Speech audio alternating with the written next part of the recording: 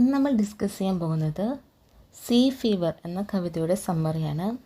See fever എന്ന ഈ കവിത എഴുതിയിരിക്കുന്നത് ജോൺ മേസ്ഫീൽഡാണ്. ജോൺ മേസ്ഫീൽഡ് ഒരു ഇംഗ്ലീഷ് കവിയും റൈറ്ററുമാണ്. അദ്ദേഹം ധാരാളം കവിതകളും നോവലുകളും കുട്ടികൾക്ക് വേണ്ടി എഴുതിയിട്ടുണ്ട്. അദ്ദേഹത്തിൻ്റെ കൂടുതൽ കവിതകളും കടൽ യാത്രകളെ കുറിച്ചുള്ളതാണ്. അദ്ദേഹത്തിന് കടലിൽ യാത്ര ചെയ്യാൻ വളരെ ഇഷ്ടമായിരുന്നു.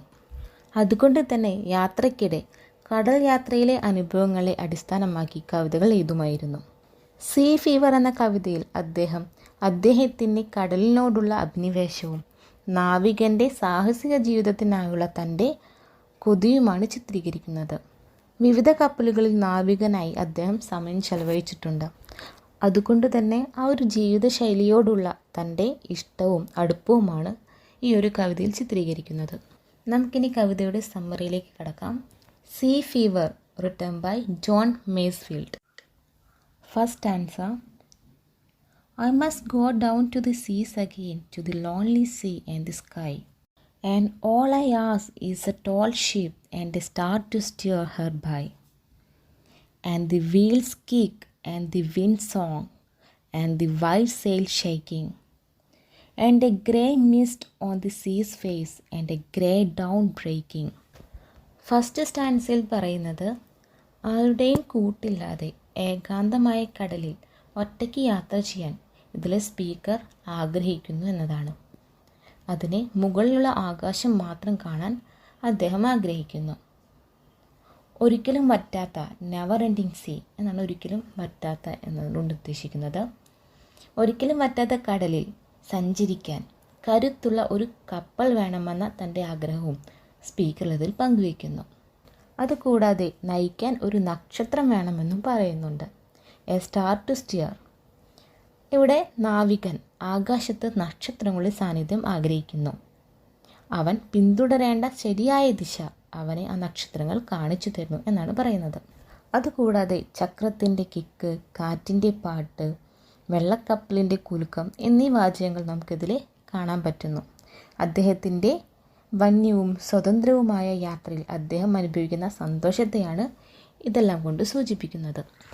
തൻ്റെ സാഹസിക യാത്രയിൽ ചാരനിറത്തിലുള്ള പ്രഭാതത്തോടൊപ്പം കടലിൽ നിന്ന് ഉയരുന്ന അതിരാവിലത്തെ മൂടൽമഞ്ഞ് ആസ്വദിക്കാൻ സ്പീക്കർ ഉദ്ദേശിക്കുന്നു. ഇതെല്ലാം കൊണ്ട് ഉദ്ദേശിക്കുന്നത് സ്പീക്കർ കടലിൽ തൻ്റെ കപ്പൽ യാത്ര ആസ്വദിക്കുന്നു എന്നതാണ്. ഇനി നമുക്ക് സെക്കൻഡ് സ്റ്റാൻസ നോക്കാം.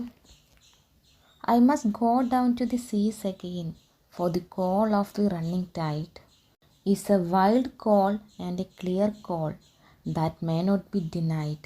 And all I ask is a windy day with the white clouds flying, and the flung spray and the blown spume, and the seagulls crying. Second സ്റ്റാൻസയും സ്റ്റാർട്ട് ചെയ്യുന്നത് എനിക്ക് വീണ്ടും കടലിലേക്ക് ഇറങ്ങണം, I must go down to the seas again എന്ന ഒരു ലൈനോട് കൂടി തന്നെയാണ്. ഈ വരി നമുക്ക് 3 പ്രാവശ്യം കവിതയിൽ കാണാൻ പറ്റുന്നതാണ്. അതുകൊണ്ട് ഉദ്ദേശിക്കുന്നത് കവി എത്രത്തോളം കടൽ യാത്ര ചെയ്യാൻ ഇഷ്ടപ്പെടുന്നു എന്നതാണ്. കവി കൂടുതൽ സമയവും കടൽ യാത്ര ചെയ്യാൻ ആഗ്രഹിക്കുന്നു എന്നതാണ്. സെക്കൻഡ് സ്റ്റാൻസിൽ പറയുന്നത് കടലിൽ നിന്നുള്ള തുടർച്ചയായ വിളി അദ്ദേഹത്തിന് കേൾക്കാമെന്നതാണ്. ഇവിടെ കടലും സ്പീക്കറും തമ്മിലുള്ള ആ ഒരു വൈകാരിക ബന്ധത്തെയാണ് സൂചിപ്പിക്കുന്നത്. ആ ഒരു വൈകാരിക ബന്ധമാണ് ആ ഒരു വിളി എന്ന് പറയുന്നത്. ആ വിളി കേൾക്കുമ്പോൾ അത് തനിക്ക് ഒഴിച്ചുകൂടാനാവാത്തതാണെന്നും കടലിലേക്ക് മടങ്ങണമെന്നും അദ്ദേഹത്തിന് തോന്നുകയാണ്. വെളുത്ത മേഘങ്ങളെ പറത്തിയുയർത്തുന്ന ശക്തമായ കാറ്റ് ഉണ്ടാകട്ടെ എന്നും അദ്ദേഹം ആശംസിക്കുന്നു അല്ലെങ്കിൽ ആഗ്രഹിക്കുന്നു.